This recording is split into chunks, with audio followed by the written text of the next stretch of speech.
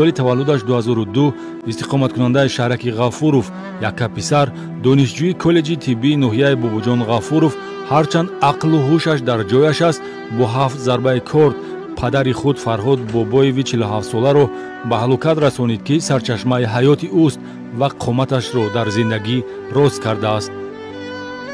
Дидам ки модарамро падарам мезанӣ буд ки тест шудаму давида рафтам дадамро пичоқ кардам, овуш гирифтам. Модарам кортро аз дасташ гирифт. Ман дадамро ғалтондам, дадам бо чизои тез мезадани буд ки шумо задани буд, ҳамун лаҳзада шумо мақсад задани буд. Маро мезадани буд. Баъд ман аз Исан кордо баровардам, ба ноҳияи Гулиш задам.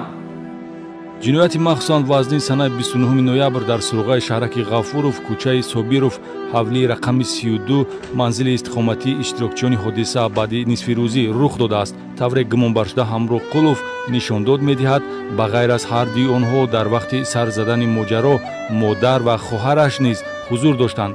аввал баҳси лафзӣ, баъд латукубу корткашӣ. натиҷаи ин моҷаро мебошад ки ба марги падари хонадон дар натиҷаи ҷароҳатбардорӣ аз корд ба узвҳои ҳаётан муҳим анҷомид. шумо қасди куштор доштед? Қасдам набуд, қасдам падарам набуд. Акадаи корам мебошад. Ассалому алайкум бародари азиз. Бале бародарҷон, ин видеоро ман мондам.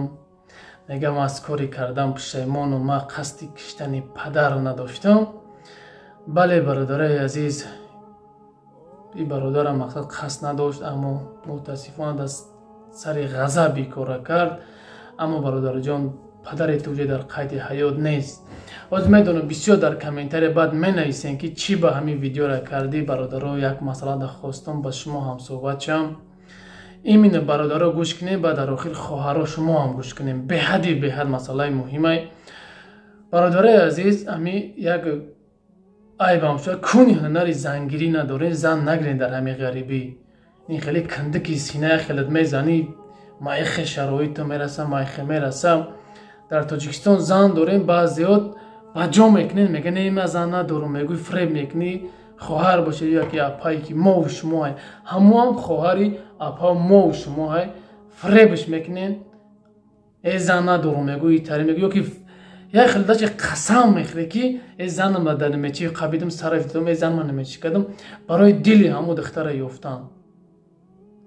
хай ёфтӣ, майла фанду фреб кардӣ, ёфтӣ. як сол дусол зиндагӣ мекунанд, соҳиби як даҷа мешаванд, зӯруш меовҷи, расход зиёд мешаванд, мепартоянд, мебироянд, меравад, ё ки айдар берунаш мекунанд. як хоҳар занг задааст, мега ки апа мешид, ба фикрам намедонам, занг зад, мега ки ҳамин хел ба ду кӯдакаш занг зад, дар кӯча партофтаиша, бародари мо шумои аммо дар кӯча партофтаи хоҳара имрӯз зӯруш омада ҳамин қадар илтимос кардаем бародаре ки биё зиндагӣ кунем, чӣ дар кунем, фарзандои тай биём хи хулоса паслатиш кадай давай гуфтай 4 спискаш партофтай, бо ба дигар номзан гуфтай ки суратот ҳастай, ҳама чиз ҳастай.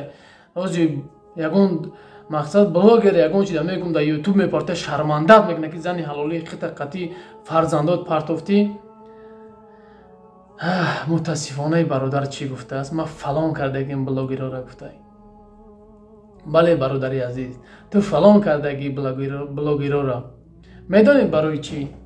барое ки ту аз худо натарсидӣ, зани ҳалолии хита ва фарзандои хита аз дар берун кардӣ. хести биромадӣ бирафтӣ, квартира споридиву гирехтӣ бирафтӣ. ту аввал аз худо натарсидӣ, аз ягон намуд блогер натарсдӣ бародари азиз. ту аз худо битарс. ман блогера фалон кардагиам. та агар оқа дили гурда медоштӣ, зани ҳалолии хита намепартофтӣ дар кӯча.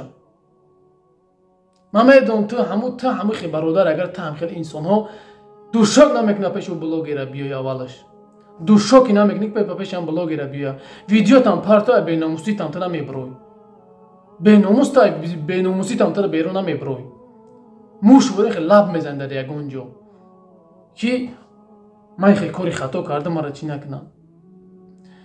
барои ҳамин бародари азиз, ман хоҳиш мекунам ҳаматон, اولش بجا نکنین زن میگیرین بگین که اویلا دارم همینجا زیبو مقصد ترم میگیرم یکدیگر فهمی بعدا خواهرش مودم ده برجان جیگرتون میگه نه دمین در قچخوشو ندروین بفهمین ولی پدرش کیه مادرش کیه برادرش کیه زن داره فرزند داره ده برجان جیگرتون میگه میدین در قچخوشو میدروین بعد می پارتیانتون اکجا ما در فلان جو شوهرم پارتوفته مرا یوردام کنین مرا چی کنین خواهرو از من خفا نشین مادرای عزیز از من خفا نشین میدونم بسیاری دست این سخنی من سختون میرسه نه که از من خفا نشین اول بفهمین بدونین که چه بعد یخ با خدا قسم همین کارو در مراجعه میکنه مرا یوردام کنین میگم شوهرت که جای کو چی که میگه نمیدونم ما که جای حتی نمیشناسه همون قدر زندگی کرده است پیشتوید که من نمیدونم دیگه چی بگم بعضی خواهرها ده که بعضی ها تا خوب میکنن همین خیلی که ده بار جان و جگرتون میگن میدوین در قچخوشو میدروین بعدم با شما این برادرایی که من شما را برادر میگم گرچند شما مرم بد ببینه بخشش زیاد من شما را برادر میگم پروستا شما کمتر اگه ناموس گم کردگین که به ناموس شدگین که فریب میکنین او ما زن ندارم میگین در اینجا با یورا فریب میکنین با یورا میگرین برای کیف یک روزی که 2 روزی که در غریبی هستی در اینجا با یورا فریب میکنین با اخی تا میدونم با او شده اوجا فریب میکنین تاجیکستان دا چی در کار همین کارا برادر عزیز کی را پس میکنی سر کی را پس میکنی سر ملت تاجیکستان پس میکنی با در پیش یگون ملت دیگه میرم میگه من هم فلان کردم پارتو شوهرم هم میگه نشین میگه تاجیکو هم خیلی ادام بدهی بس که برادر عزیز همین کارو بس بدهی که داد باور که به حد مادر هم مراجعت میکنه در فلان شهر رسیم شوهرم پارتو برامد برفت نمیدونم کجا در تلفنش کار نمیکنه شهر نیست که ما به صورت تریا بلاگر بیادم جب مونو بگم خیلی شرمنده کنه برادرو بس یگون نمود بلاگر نترس بلاگر ینگی تا ما رنگی یک بنده خداییم ما هم رنگی یک بنده خطاگوریم از یگون نمود بلاگر نترسین از خداوند بترسین من حیران میشم امروز که شما چی به این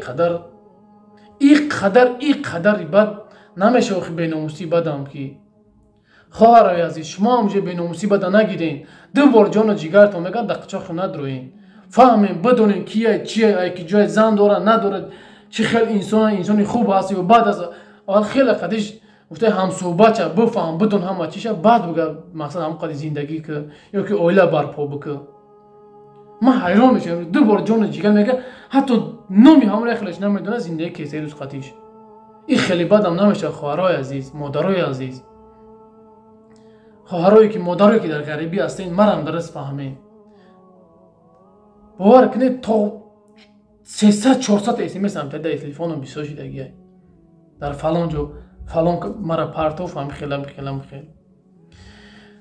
ویدیو درازی بعد چی برادرای عزیز اخیر یک چی گفتنیم برادرای عزیز مثل هر وقته که من میگم نمری که در پایین هسته نمری اویا کسمونه برادرای عزیز کسایی در بلیت در کار برادرها مرحمت در همین نمر زنگ بزنین یا که در واتساپ بنویسید بلیت با میگم با تمام دنیا هست از تاجیکستان یا از ازبکستان میای طرف روسیه روسیه تاجیکستان میره ازبکستان میره قرقیزستان میره که انگلیس میره فرانسه خلاصه با کجایی که در کار در این واتساپ مراجعت که ان شاء الله که ما در خدمت هستیم برادرای عزیز بعدم برادرای عزیز کسایی که مقصد رکلام میخواین که گرانیتسا مقصد میرین مقصد کمپانیا دارین یا که یگان کافه و چایخانه ها داره رکلامش کنین بهری برادرای غریب یا که یگان مغازینا دارین خلاصه چیزی که دارین برادرای عزیز در این نمره که جای جمعه مونم در همین نمره در واتساپش مراجعت کنین ادمین کانال مونه با شما هم صحبت میشوه مقصد بین یکدیگر همدیگر فهمی میشوه ان شاء الله که ما در کانال